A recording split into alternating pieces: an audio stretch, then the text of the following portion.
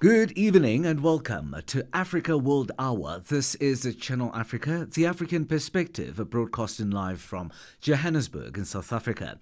Catch us live on SABC Plus app, DSTV's audio bouquet channel 802 and OpenView channel 628. I'm Thabiso Lehoko, and in our top stories that made headlines today, South Africa's President Cyril Ramaphosa will not address, as alleged, a persecution of white people in South Africa during his meeting with the US President Donald Trump, as it has been deemed a falsehood, according to presidential spokesperson Vincent Magwenya.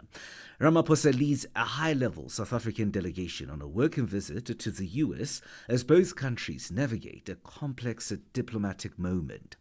President Ramaphosa spoke to reporters at the South African Embassy in Washington earlier. Good to see you. What are you most looking forward in terms of making a deal with President Trump? Well, we're always ready. We are hoping to have really good discussions with President Trump and his fellow government colleagues. I'm looking forward to a really good and positive meeting.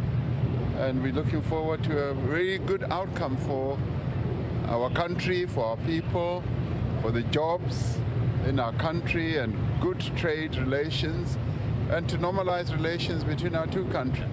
The trade relations are the most important. That's what has brought us here. We want to come out of the United States with a really good trade deal, investment promotion.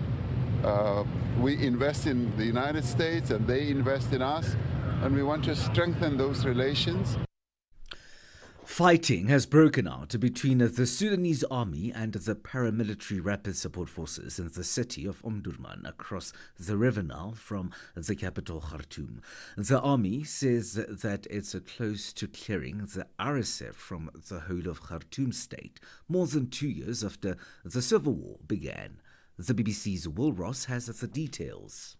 Omdurman has been the scene of heavy fighting throughout the 2-year war. Streets, homes, schools and shops are littered with ammunition and missiles, some of which are unexploded. The Sudanese army retook the capital in March and is still trying to secure all of Khartoum state. But that doesn't necessarily mean peace for the millions of civilians trying to rebuild their lives in the ruins. The Sudanese Air Force used to dominate the skies, but the paramilitary rapid support forces recently changed tactics and by using drones have been causing havoc in areas they don't control. The Israeli Foreign Minister Gideon Saar has rejected the criticism by Britain, Canada and France of Israel's intensified military offensive as wholly disproportionate. Gaza's health ministry says that the Israeli airstrikes have killed at least 50 Palestinians today, as Israel continues its bombardment of the Strip despite mounting international pressure to stop military operations and allow unimpeded deliveries of aid. SARS had strong words for the critics. What I want to tell to every country, mainly those who had colonial past, this is a proud nation, an independent nation, fighting on its existence, and we will not get any dictates from outside with regard to our national security. Senior government officials and conservationists from SADC member countries are meeting in Zimbabwe's capital Harare to discuss the region's efforts to preserve biodiversity, strengthen cross-border conservation initiatives and the promotion of ecotourism in the region. The SADC Transfrontier Conservation Area International Summit brings together decision makers, conservation leaders and technical experts with the aim of addressing the urgent threats to the region's biodiversity, including climate change. Domingos Gove from SADC Secretariat has more. The area of SADC TFCAs increased from around 35,000 square kilometers in 1999 to more than 914,000 square kilometers by 2024. That is 25 years after. With cars alone spanning for approximately 520,000 square kilometers, which is around 60% of all TFCAs. Africa World Hour. Africa World Hour. And headlines from an African perspective. Senior government officials and conservationists, or rather, move on to our social media now. Follow us on social media for updates, highlights, and exclusive content. On Channel Africa on X, it's Channel Africa 1, Facebook at Channel Africa, Instagram at Channel Africa 1, TikTok, it's at Channel Africa 1, and on YouTube, we are Channel Africa 1. Broadcasting in 5 different languages, connecting the continent. This is Channel Africa, the African perspective. Africa World Hour. Africa World Hour. Unpacking global headlines from an African perspective. South Africa and the United States of America are key partners, and they collaborate in a number of areas, including tourism. The lucrative sector is seen as one of the key vehicles in promoting people-to-people contact between the two countries. President Cyril Ramaphosa is in the US in an attempt to smooth over frosty ties with his counterpart, President Donald Trump. Despite this, South Africa continues to be one of the sought-after destinations for Americans. Bonolo Maribe reports. Meet the Blanton family from the US. They run a travel and tourism agency to showcase the real South Africa and have been based here for 7 years. Mark Blanton, the owner of Real SA Travel and Tourism, explains what he makes of the anti-South African sentiment over the allegations of genocide in South Africa. We kind of ignore a lot of that just so we can show people what South Africa is. But everybody's pretty much educated, everybody's smart, and we bring in top-notch people, and they get to make their own decisions. I can tell you this, with everything that is happening, people are looking at other locations as far as where to move, where to go. Blanton says that Americans are keen to come and experience the South African natural beauty. When they come here, they're looking for something. And initially, they're looking for the Africa that they thought. And then when we get them here, they meet the South Africans, and they're like, oh, okay. This is interesting. And then they see what you guys have been able to achieve over all these years. The co-owner, Dr. Latasha Blanton, says that one of their goals is to take Americans to the country's main attraction sites, from the cities to the safari and beyond. It's actually something that we are very, very proud of. We take a lot of pride in what we do. We strive for excellence. We only use 5-star hotels. We only use the best transportation. So just finding those things, creating those relationships, that's what makes it fun. Their daughter, Savannah Blanton, is optimistic that American tourists will have a great experience exploring the country. The weather is good, the food here is good, the nightlife, the atmosphere, everybody's so friendly. I think they'll really have a good life and they'll really feel at peace here. The US remains one of the key contributors to the country's tourism industry. The Blanton family hopes more people will come and experience the warmth of South Africa. Bonolo Maribe, SABC News, Johannesburg. The 15th Thabo Mbeki Africa Day lecture, taking place this Saturday, the 24th of May in Dar es Salaam, Tanzania, is set to reignite the spirit of the African Renaissance. The lecture will take place at the Julius Nyerere International Convention Center under the theme The State of the Continent. Thabo Mbeki Foundation Chief Executive Officer Max Bukwana says preceding this flagship event will be a series of activities, including the Blue Economy Roundtable. He spoke to Channel Africa's Nhlanhla Mahlangu. The foundation, a few years ago, took a decision that these various Africa Day lectures are going to take place around the continent. This is because the foundation might be based in Johannesburg, but it's actually a Pan-African foundation. And it was a foundation that was inspired by some of President Mbeki's colleagues. When it was first endowed by President Bouteflika of Algeria. And when President Mbeki was working with President Obasanjo, Prime Minister Meles, President Kufuor. So these were his colleagues that says, you need to set up a Pan-African foundation whose responsibility is to lift up and do advocacy around the work and the knowledge that has been produced by the AU in particular, because President Mbeki was central in that.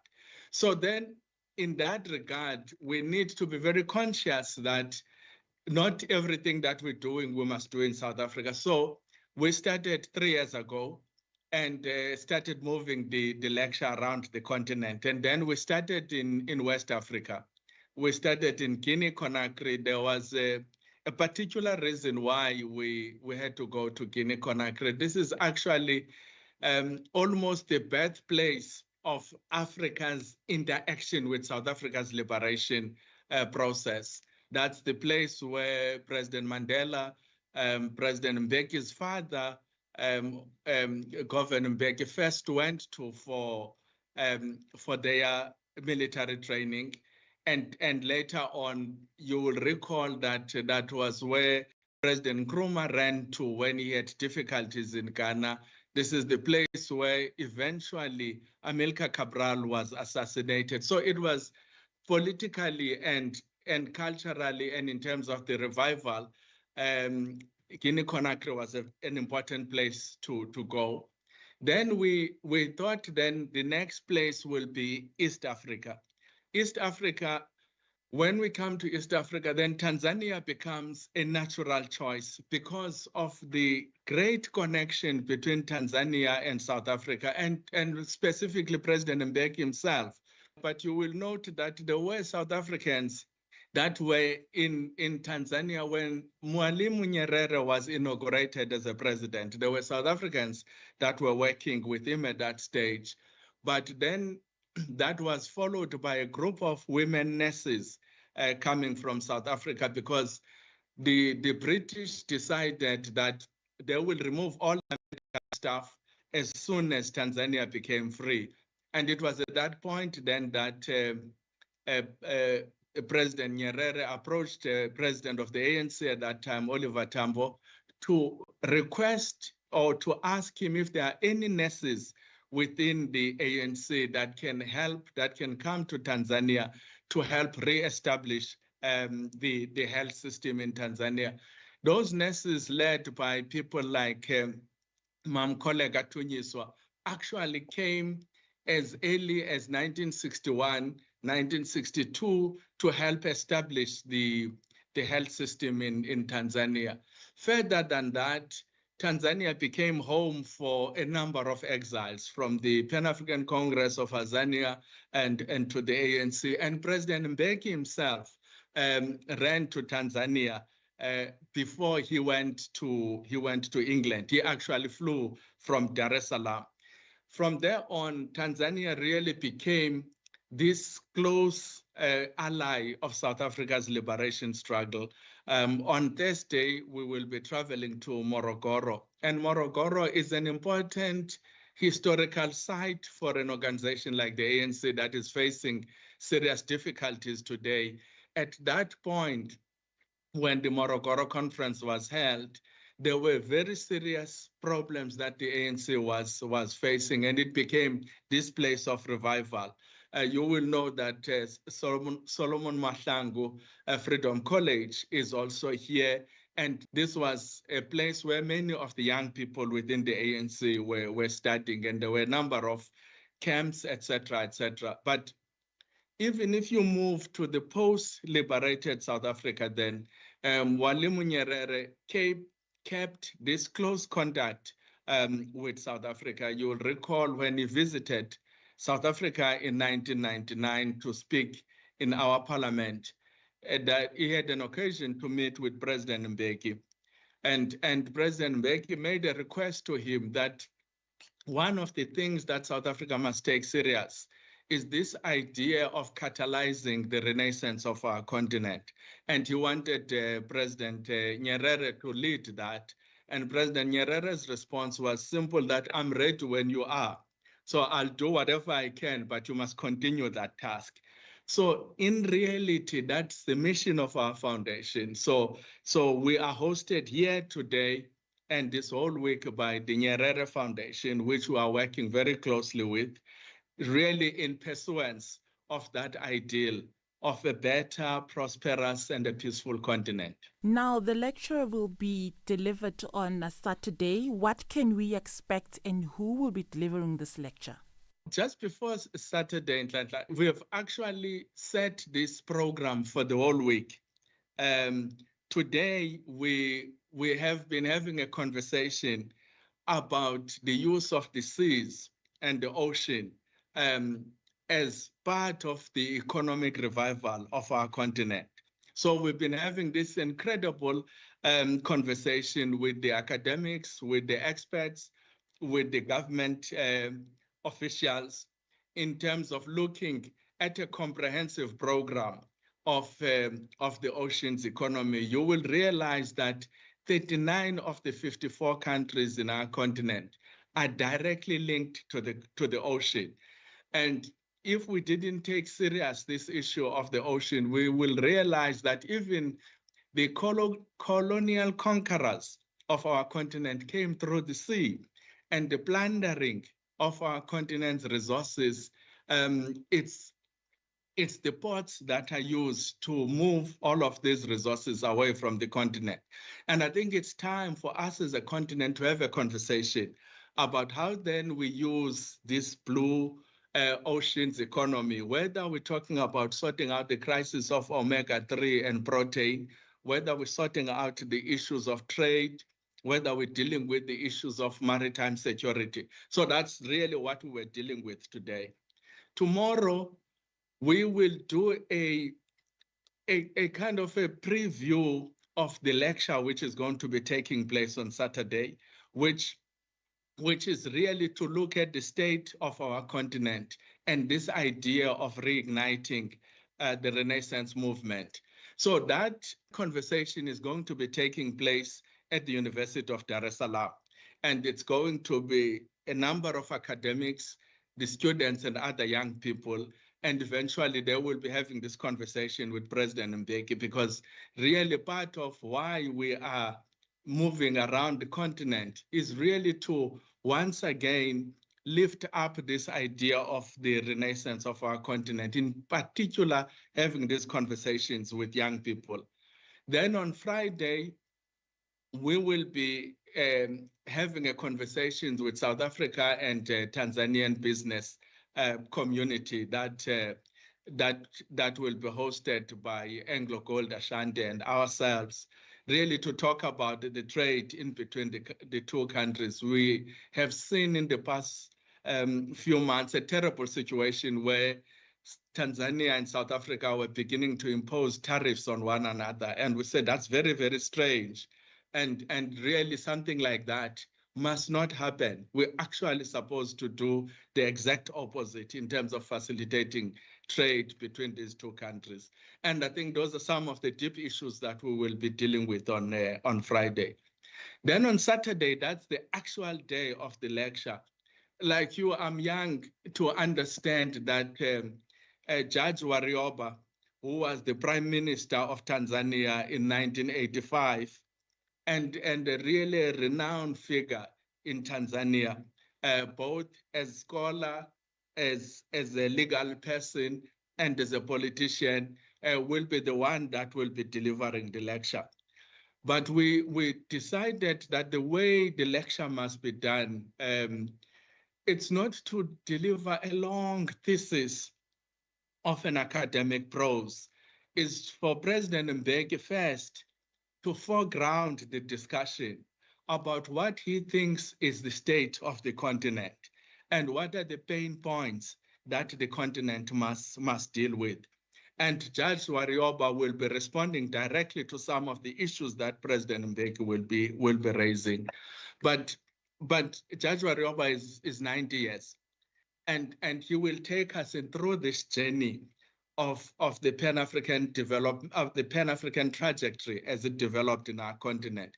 But then he will be joined by Generali Ulmengu and Professor Kabudi, who is now a Minister of Justice in Tanzania. They will then also look at these various epochs up until today and say, where is Africa today and where will it be tomorrow? So it's really going to be a festival of Pan-African thought, and really the sort of gift we want to give to the East African people. That was the Chief Executive Officer at the Thabo Mbeki Foundation, Max Butwana, speaking there to Channel Africa's Nhlanhla Mahlangu. Africa World Hour. Africa World Hour. Unpacking global headlines from an African perspective. Let's now move on to Zimbabwe, where the United Nations World Food Programme and the United Nations Population Fund have signed a memorandum of understanding to formalize their collaboration on integrating food and nutrition assistance with sexual and reproduction health rights and gender-based violence services in Zimbabwe. For more on this, we are now joined on the line by Miranda Thabiso, UN Population Fund representative in Zimbabwe. Miranda, good evening, and I trust you well. Thank you very much for having me. Good evening. How are you? I'm well. Miranda, tell us more about this collaboration between WFP and the UNFPA. Thank you very much. Yes, indeed, we signed a partnership agreement with WFP. Is actually something that we are called upon as a United Nations entity in the spirit of delivering as one UN agency, and then to collaborate and ensure that we deliver for the population where we are called to serve. So this particular memorandum of understanding with WFP in Zimbabwe seeks to integrate sexual and reproductive health issues within the space that WFP already has created in their food distribution point.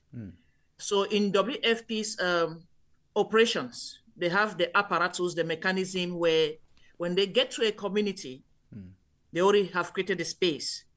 And for us as the Sexual and Reproductive Health Agency, UNFPA, we have integrated services that we bring in this platform.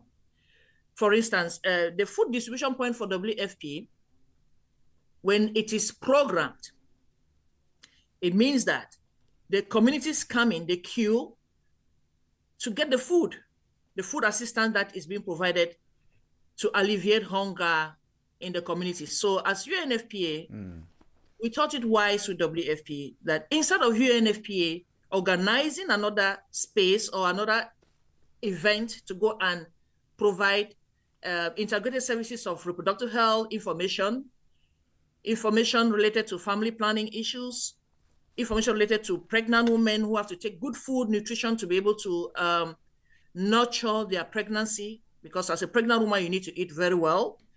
As a pregnant woman, you have to have antenatal care services. You have to test your status of HIV.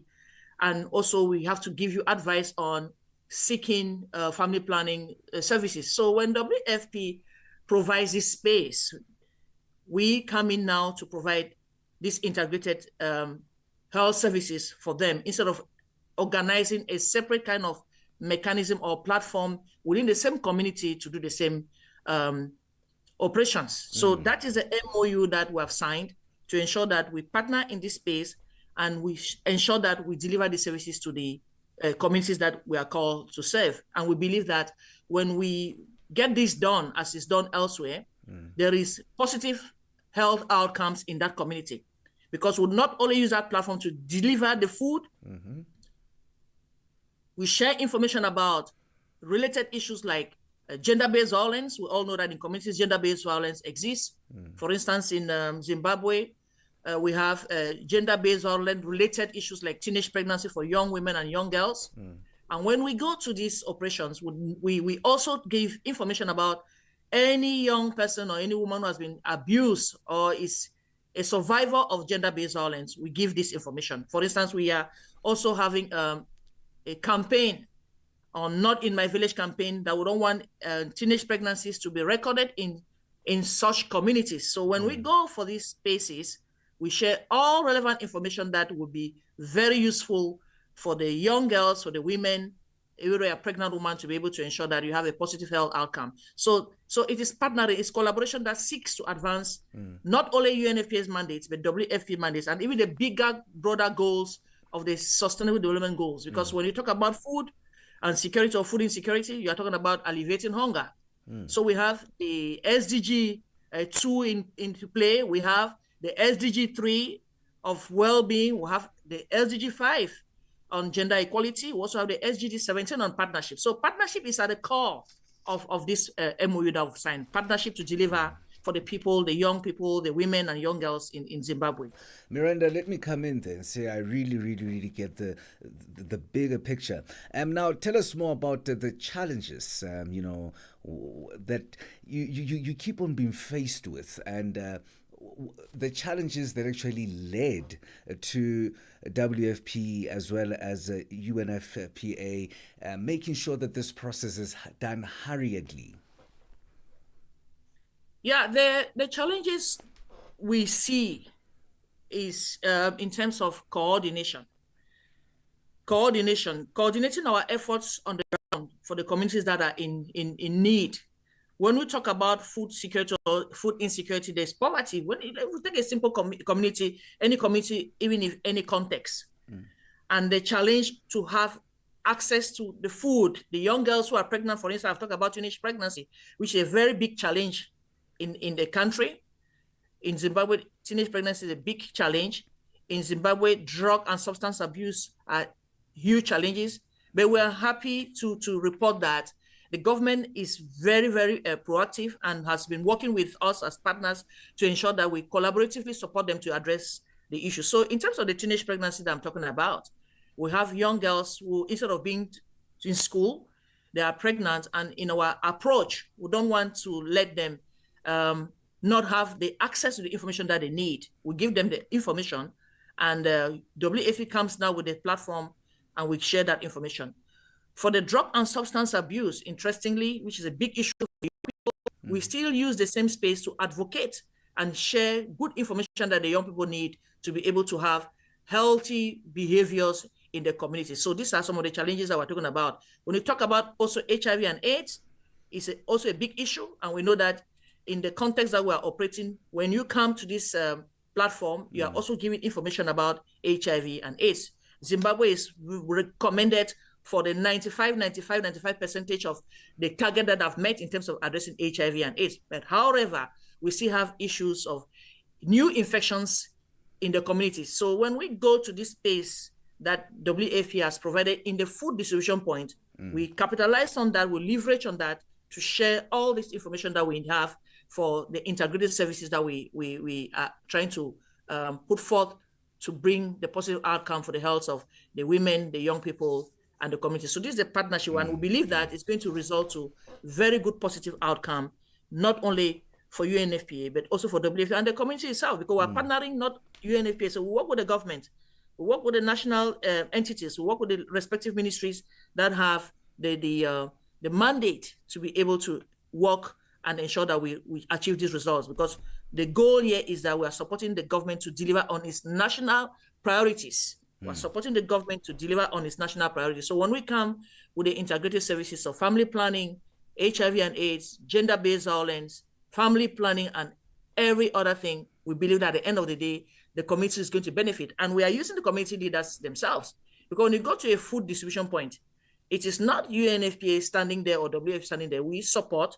And then the community leaders, they come. The religious leaders, they come. Civil society organizations, they come. And we work together to ensure that the people living in that community benefit from these services that we are providing. You come to take your food, you have the services, you are a pregnant woman, you have the antenatal care services provided for you. So it is really a high impact. We believe that's going to give birth to great impact on the health outcomes that we want to achieve. Also addressing issues of access to food, security as well. That is what I can say with regards to this partnership. I really look forward to ensuring that it delivers the result that we are actually committed to deliver for the people of Zimbabwe in the respective communities that we are going to be embarking on implementing this partnership with WFP. Miranda, This partnership seems like something very big, and it's actually for everyone. And it's the necessary assistance that everyone deserves and everyone needs. And all the best as you continue on this journey as a WFP as well as the UNPFA. Thank you for your time this evening, Miranda. Thank you so much for having me. Thank you. Have a good evening. Thank you, Miranda. That was Miranda Thabiso, UN Population Fund representative in Zimbabwe. Channel Africa, born to tell Africa's incredible stories. Sigo la bueno la África. A nossa história contada por nós. Happy birthday to us. Happy birthday to you. Listen on SABC Plus, DSTV Audio Bouquet 802, and Satellite Channel PAS 10. Hello, Africa. We would love to hear your voice on our radio station. Be part of the fun and send a shout out or greeting message to your loved ones and your favorite Channel Africa presenters.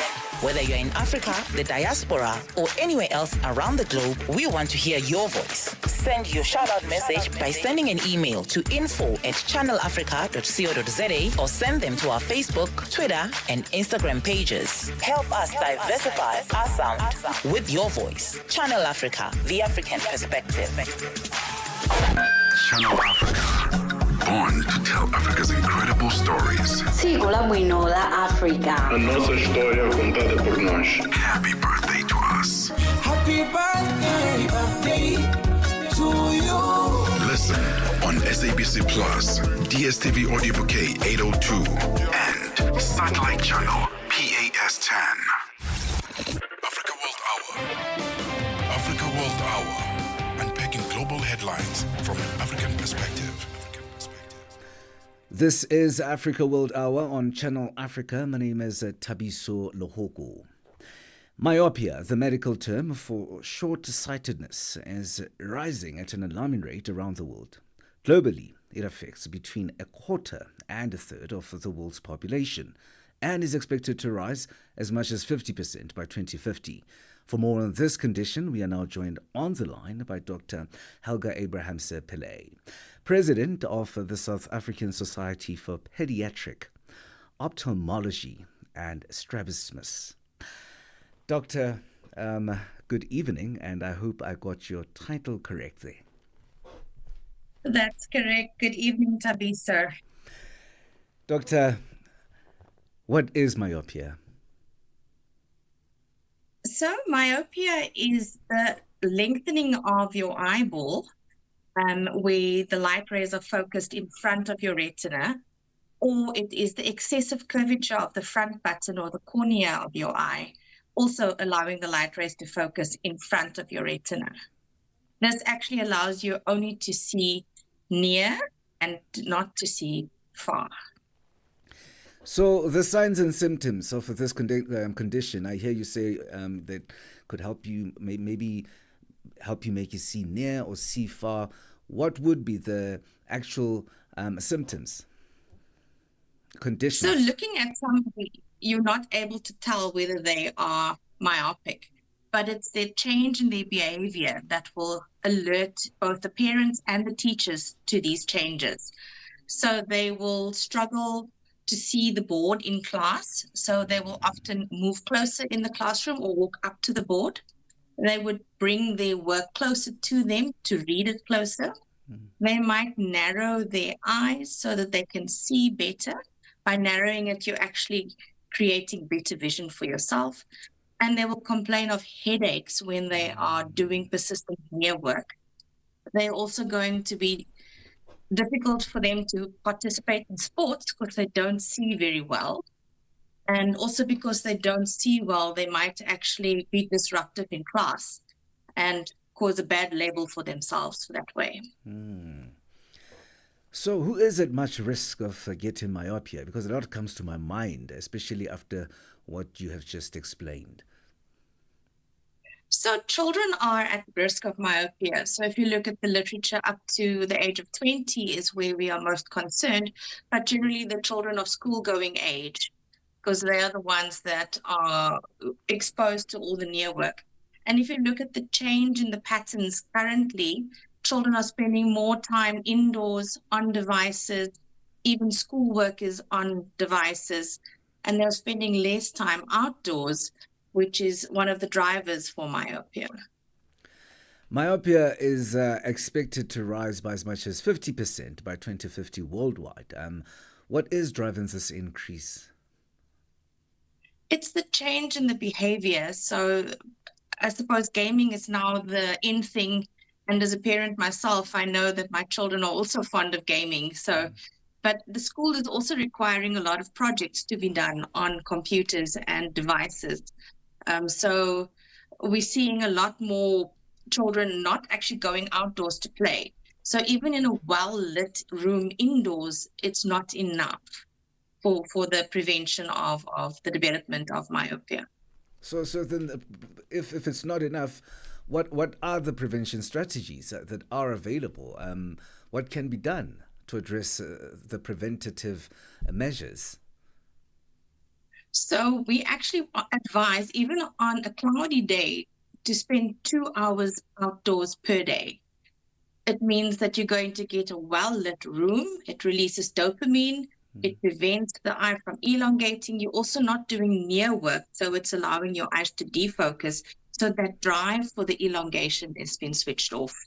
So outdoor activity is one of the mainstays of myopia prevention. What could be the worst case scenario if maybe treatment is not administered on time? So if treatment isn't administered in time, the children will develop what we call a lazy eye or amblyopia. So it is untreated myopia, where the children don't get glasses or contact lenses to correct their vision. And even if you do give them, they might not regain 100% of their vision. Also, myopia leads you to increased complications such as glaucoma, which is a high water pressure in the eye causing nerve damage. You can also get retinal detachments, higher risk of cataracts. So all of these are things you would want to prevent. Do you think that there's enough awareness being raised about myopia? And as a doctor, professional who works with this on a regular, do you think there's support from government as well as other bodies that could be related to the condition's prevalence? So the government as well as the school programs are instituting screening in schools where they are trying to pick up refractive errors early so that it can be corrected. But there is always a need for more, because there's a lot of children that are actually slipping through the cracks. They're not getting to the screening to have the treatment in time. Miranda, it's Myopia Awareness Week from the 23rd to the 29th of May. What have you planned during this period to increase awareness and the hive of activities that will be around the country in raising awareness about this? So basically what we are doing is we are trying to get the plight of the children that are developing myopia to be heard on all the platforms so that parents are more aware of the problem, so that they are able to seek help earlier, and they know which channels to go to and which areas to access healthcare. And the healthcare workers, where they would be going to the community health centers, also are aware of this, and they will refer them into treatment facilities. Miranda, thank you very much for your time this evening and being available to share with us this all-important topic. Thank you very much, Thabiso, and thanks for having me. That was Helga Abrahams-Pillay, president of the South African Society for Pediatric Ophthalmology and Strabismus. Broadcasting in 5 different languages, connecting the continent. This is Channel Africa, the African perspective. Hello, Africa. We would love to hear your voice on our radio station. Be part of the fun and send a shout out or greeting message to your loved ones and your favorite Channel Africa presenters. Whether you're in Africa, the diaspora, or anywhere else around the globe, we want to hear your voice. Send your shout-out message by sending an email to info@channelafrica.co.za or send them to our Facebook, Twitter, and Instagram pages. Help us diversify our sound with your voice. Channel Africa, the African perspective.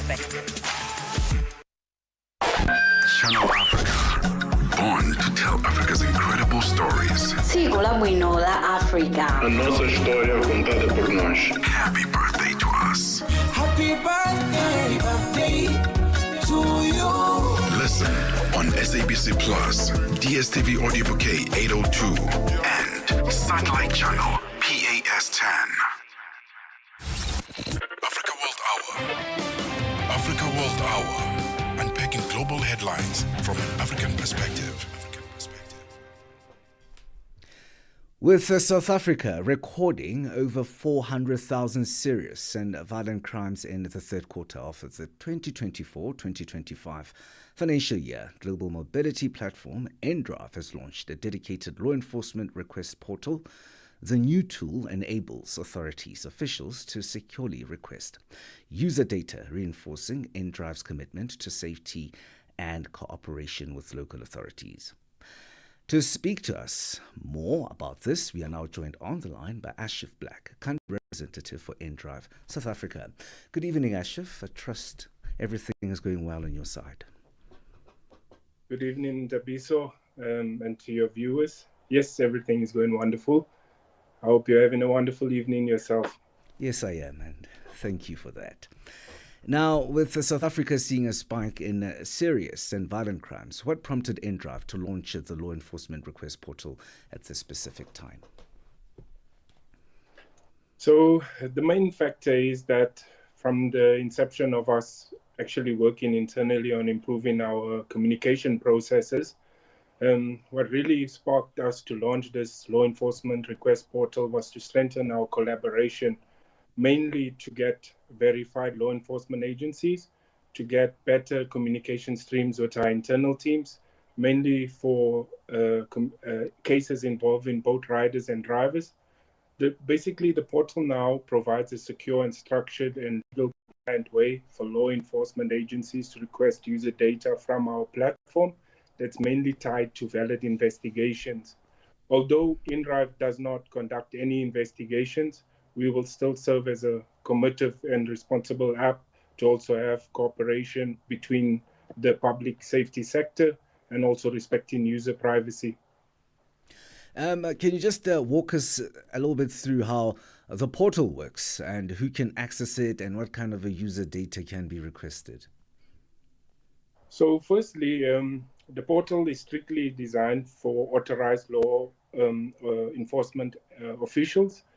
It's not advised for the public and private individuals to access it. It's mainly for officers where there is an official government email address written to us, where the response came from a valid.gov.org email address. And that domain, once those type of domains come through to us, we will review the request. So law enforcement will have to fill out an online form with all the required details that is required from our forms. And then from there, they would then have to upload an official signed request, department letterhead letter, clearly stating the legal basis under the South African law that they are investigating a particular individual. And then also we encourage that the request should be narrowed down in scope, mainly specify the time frame of the investigation, and then also what does it relate to in terms of the ongoing criminal investigation, but also an official case number. The types of data that I believe that will be requested for now, we'll obviously make enhancements over time that also provide within the legal conditions that are met. So it will be user account information, trip history and details, communication between riders and drivers where legally are permitted. Any safeguards or legal checks in place to ensure that the portal isn't misused by unauthorized individuals for non-critical cases? So definitely, I think we will filter this out internally. So it is an important question for us. We take all issues seriously. I think at InDrive, we fully understand we need to assist law enforcement for all valid investigations and all cases, whether it be in riders or the general public, especially when public safety is at stake. But we also have a duty to protect the privacy rights of users as well, and then also strictly follow both local and international legal frameworks.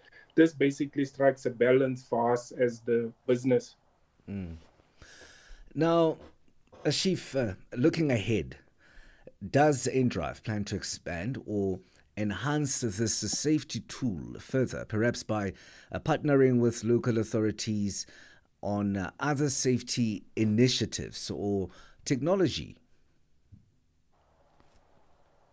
Yes, absolutely, Thabiso. I think, firstly, just one of InDrive's broader commitment to safety for South Africa and beyond. We do see this as a starting point. Firstly, this is just a foundation for us, but we do see deeper collaboration with local authorities, civil societies, and other stakeholders as well. So internally, we're also actively exploring ways to enhance the tool to of course, better our technology, to improve faster response times, protocols, and potential integration with the public safety initiatives. Our goal is not only to improve cooperation in urgent cases, but to contribute meaningfully long-term with other organizations, maybe even with brand awareness campaigns, with joint collaborations, mainly orientated around driver and rider safety programs, also with technology partnerships that support safer urban mobility for us here in South Africa. We also believe that this is a shared responsibility, so we're always going to be continuing to evolve and improve our tools and policies to match the needs of our commuters that we serve on a daily basis. Asher from InDrive Security, thanks very much for your time this evening. We look forward to see as you make inroads and how everything will work out for InDrive. Thank you so much, Thabiso, and to your viewers, have a lovely evening. That's Chief Black, a country representative for InDrive South Africa, talking to us there on the line. We are on Open Views Audio Bouquet, Channel 628. Africa, voici Abedi. Oui, c'est moi. Abedi est un passionné de musique dans l'âme. Il a un goût pour toutes sortes de musique et passe ses journées à écouter Channel Africa. J'aime beaucoup la musique africaine. OK. Devinez quoi? Channel Africa veut aider Abedi et les mélomanes du monde entier à découvrir encore plus de musique incroyable. C'est pourquoi Channel Africa appelle les artistes africains à soumettre leur musique. Chers artistes, n'oubliez pas de nous fournir toutes vos informations pertinentes à l'email adresse musique@channelafrica.co.za. Les soumissions sont votre chance d'être entendues, mais elles ne garantissent pas une playlist. Toutes les soumissions seront soigneusement examinées pour voir si elles répondent aux exigences de notre station. Channel Africa, la perspective africaine. Africa World Hour, unpacking global headlines from an African perspective. In a move to improve online safety for young users, Meta has officially launched teen accounts on Instagram in South Africa.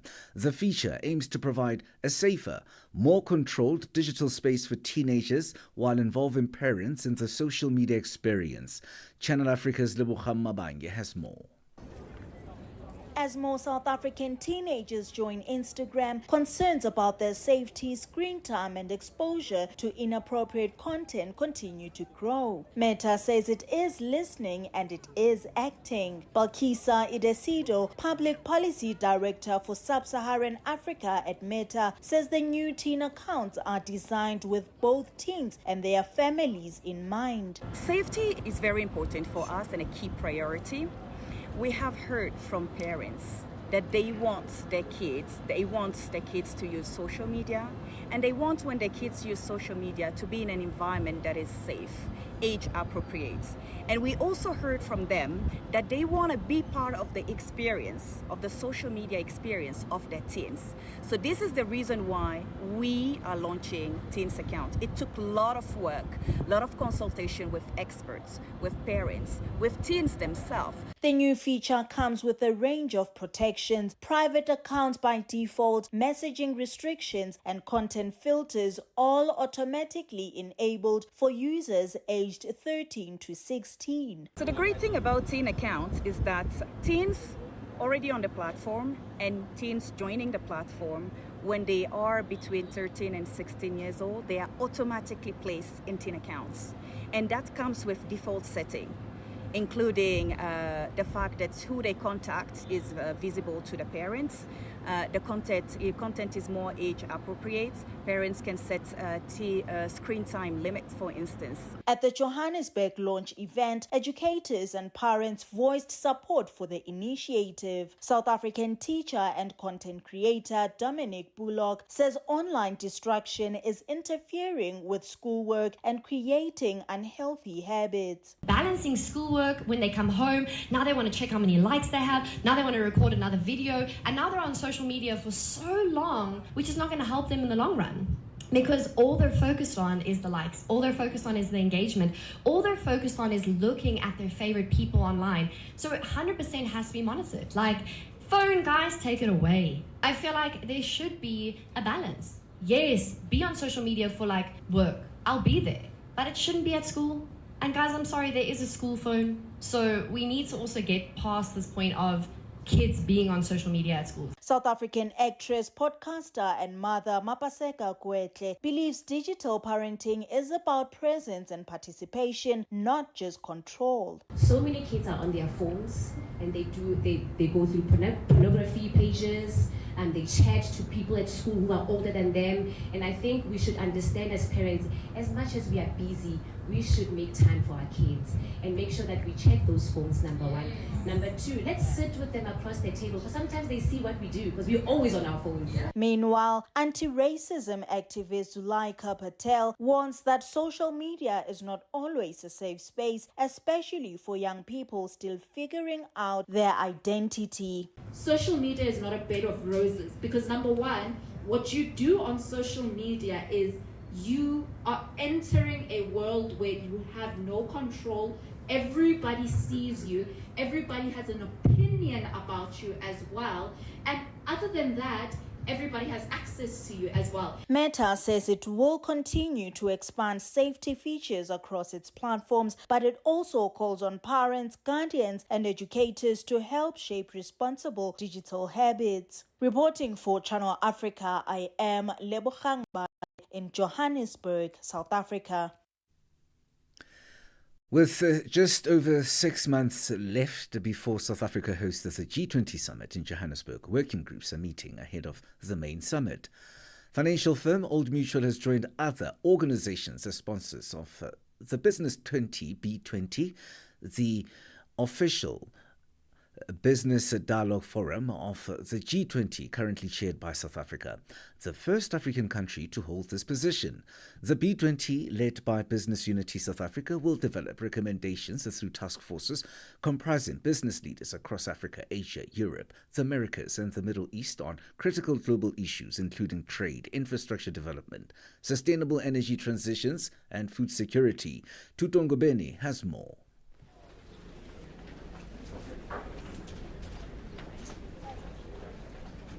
The Business 20 B20 serves as the official G20 dialogue forum with the global business community.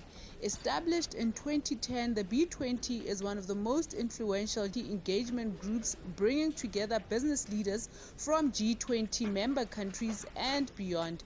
Each year, the B20 provides a platform for companies and business organizations to articulate their perspectives on pressing global economic and trade issues, ensuring that the voice of the business community is heard at the highest levels of international economic governance. The issues will then be discussed at the summit, this year taking place in Johannesburg, South Africa.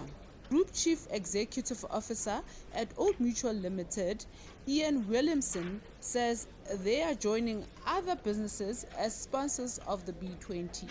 I think it's important to clarify that Old Mutual is one of quite a number of business sponsors of the B20. And what comes with that is really a commitment to providing funding to ensure that task forces underneath the B20 can conduct the work that they need to do to be ready to provide policy recommendations to the G20 at the summit in November. The B20 South Africa theme for this year is Inclusive Growth and Prosperity through Global Cooperation, will guide discussions across the 8 B20 task forces, which will focus on trade and investment, employment and education, energy mix, and just transition. Williamson says Old Mutual is participating in the digital transformation and will therefore contribute according to their skills and knowledge. Each of the task forces have been chosen and constructed because we believe as a business community that these are critical issues to tackle in the context of where the world finds itself and where Africa as a continent finds itself. Old Mutual is participating in particular in the digital transformation and in the finance and infrastructure and the integrity and compliance and trade and investment task forces. And within each of those, we aim to make a contribution based on our skills and knowledge in that particular area. For example, in the Finance and Infrastructure Task Force, we will be providing expertise on how one sets up finance projects to ensure that they are fundable by the private sector, either on its own or in a public-private partnership. We have good skills and knowledge in terms of long-term investing in infrastructure and a long track record of having done so successfully. The B20 Summit will host 3,000 global business leaders, international organization heads, public policy experts, and G20 sector representatives, which Williamson says the task force will meet frequently until the summit in November. And each of the task forces will then be working between now and November to pull together research thinking and input from the members of the task force and from the broader business community in order to formulate those policy recommendations to the government bodies at the end of the year. B20 South Africa is a dynamic platform where the private sector has united in driving solutions to create inclusive growth and prosperity through global collaboration. For Channel Africa News, I am Tutongo Beni in Johannesburg. Thanks for listening to Channel Africa. My name is Thabiso Lehoko, standing in for Thabiso Makwetla on Africa World Hour. It's Channel Africa, always here for you from an African perspective. Today it's Tuesday, tomorrow is Wednesday, and Africa World Hour will be here again from 9 p.m. to 10 p.m. Central African Time. Have a lovely evening. Channel Africa, where every moment is an African celebration. Feel the energy, feel the connection. Channel Africa, the African perspective.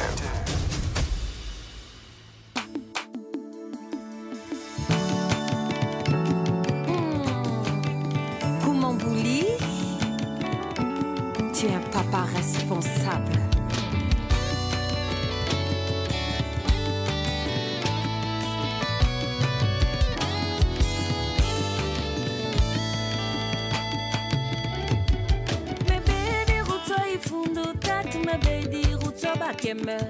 Me bedi uto ifundu tatu e pushimento yalla oh.